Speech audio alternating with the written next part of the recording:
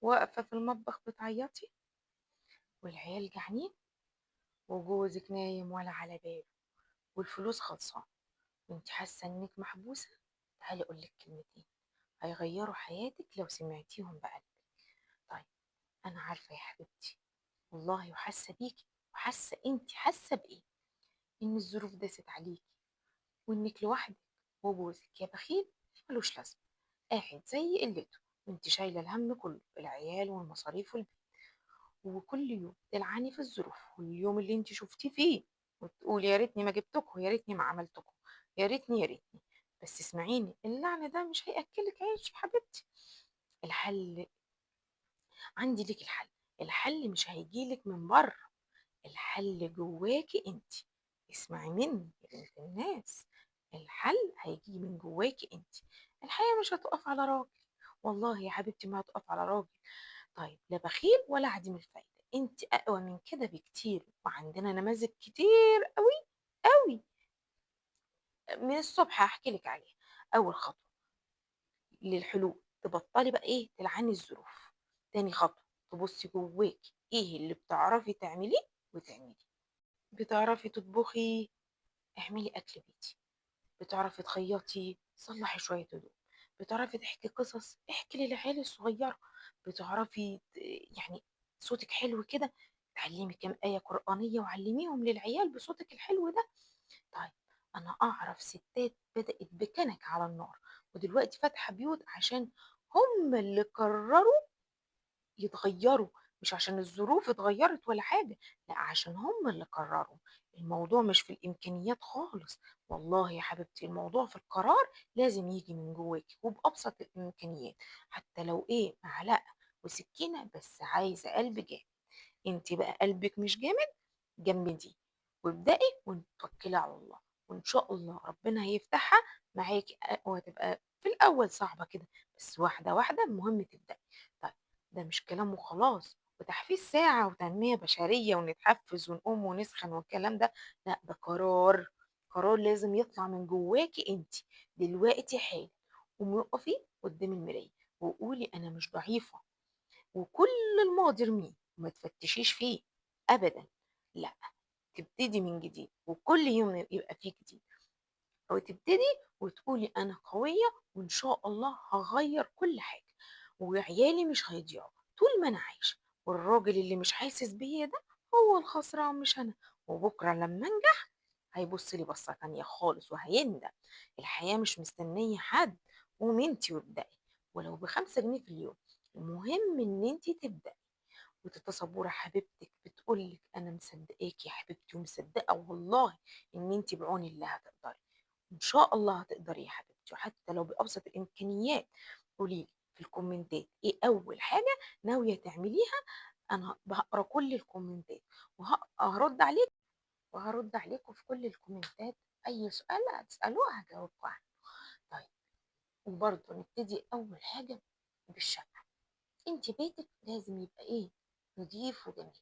والله يا حبيبتي هتحسّي بتحسُّن كبير، وأول النجاح اللي أنتِ عايزة تنجحيه هو بيتِك.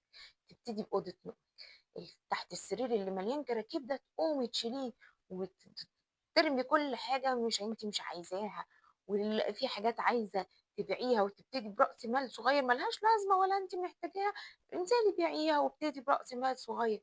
فوق الدولاب دوّة اللي معشّش تراب قد كده، اطلعي اشفطيه بالمكنسة. جُري الدولاب والعنكبوت اللي معشّش ده تمسحيه وتنضفيه وتخلّي أوضة نومِك كده تبرق، وتمسكيها أوضة، أوضة، كل يوم أوضة، أوضة. ولو حتى في حيطة عايزة تدهن بأبسط الإمكانيات، إن شاء الله جردل بويا صغير كده، وتجيبي أنتِ الفرشة وأنتِ اللي تدهني بنفسِك، وتجملي بيتِك واحدة واحدة، إن شاء الله ب5 جنيه كل يوم. أول لمّا تحسي بالنجاح ده هتبتدي النجاح اللي بعده، وتشتغلي واحدة واحدة، بس لازم نجاح يبتدي من بيتِك ومن ولادِك ومن ترتيبِك لبيتِك، فهتحسي إن أنتِ عملتِ فعلًا خطوات إيجابية، مش نايمة وعمّالة تبُصي في الموبايل ومكتئبة وعمّالة تبُصي على الناس، لأ صلّحي حياتِك.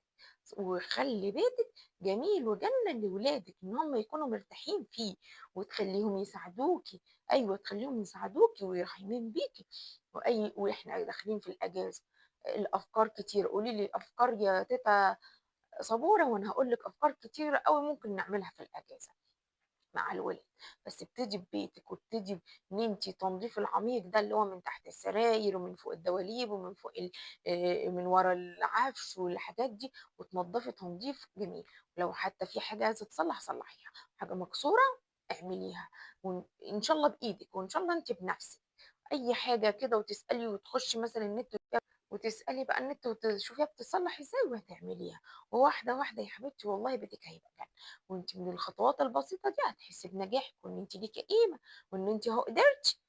بعد كده هتيجي الخطوة اللي بعدها، أقدر أعمل إيه، أقدر أسوي إيه. وأنتِ بتعملي برضه هتلاقي في حاجات بتطلع من جواكِ، جواكِ كنوز أنتِ مش عارفاها، وأنتِ تقعدي تقولي ما عنديش، أنا مش عارفة باعمل إيه، ده الستات اللي بيعملوا دول خارقين و و و وقادرين وظروفهم سامحة ومش سامحة. ده لو حتى جوزِك صعب وفظيع ومش بينزل من البيت أو كده، والله ده أنا أعرف واحدة أحكي لكم حكاية بقى الست دي. جوزها بينزل بالليل، بيروح شغله بالليل بس. طب هي تعمل إيه؟ طول النهار قاعد لها تعمل إيه، تعمل إيه؟ كانت بتعمل سندوتشات. تفضل بقى تجيب الفينو أول لمّا ينزل من هنا، بينزل مثلًا على الساعة 21:00، 22:00 تنزل تجيب الفينو اللي هتعمل فيه الساندوتش الصبح كده، وتفضل طول الليل تعمل الساندوتشات وتخبّيها في شنطة كده تحت السرير والّا في الدولاب. وهو ييجي هيبقى عايز ينام، يخش ينام تقول له أنا نازلة السوق، نازلة أودّي العيال المدرسة، نازلة مش عارفة إيه. تنزل توزّع الساندوتشات ديّة على سوبر ماركتات هي متفقة معاهم إن هي هتوزّع عليهم خلال ساعة زمن، وبتبقى مخلّصة كل حاجة. أدي فكرة من الأفكار يا بنات. أهو تقدر والّا ما تقدرش، حسب ظروفها وحسب إمكانياتها. حتى لو جوزها إيه، شديد وفظيع ويقول لها ما تشتغليش ما تعمليش، بس بالراحة. وهي ما بتعملش حاجة غلط، أنا مش باحرّض حد يا ولاد والله، بس هي ما بتعملش حاجة غلط. ولازم تلمس النجاح بإيديها وتعمل المتاح في إيديها وإمكانياتها كده، وتبقى شاطرة واحدة، واحدة. فأنا قُلت يا ولاد لو عايزين نحكي لكم حكاوي كتير وعن أفكار كتير هاحكيها لكم إن شاء الله. استنوني الفيديو الجاي عشان أقول لكم أفكار كتير إن شاء الله تفيدكم. دوسوا لايك لتيتة واعملوا اشتراك عشان ينزل لكم بقى، وفعّلي الجرس علشان خاطر إيه، يوصل لِك الإشعار أول ما الفيديو ينزل. حبايب تيتة، أنا مش عايزاكِ تقعدي زعلانة ولا تحسّي إن أنتِ ضعيفة أبدًا، أبدًا. إن شاء الله تكتبي لي في الكومنتات إن أنتِ قدرتِ وإن أنتِ قُمتِ، ومش كلام وخلاص ولا تنمية بشرية ونتحمس كده ساعة والّا 2، وأول لمّا هو يطُل عليكِ بخلقته الكشة دي تتنكدي وترجعي تاني. لا، ولا يعمل إيه، يسوي إيه، أبدًا، أبدًا مش هاسمح له ينكد عليَّ.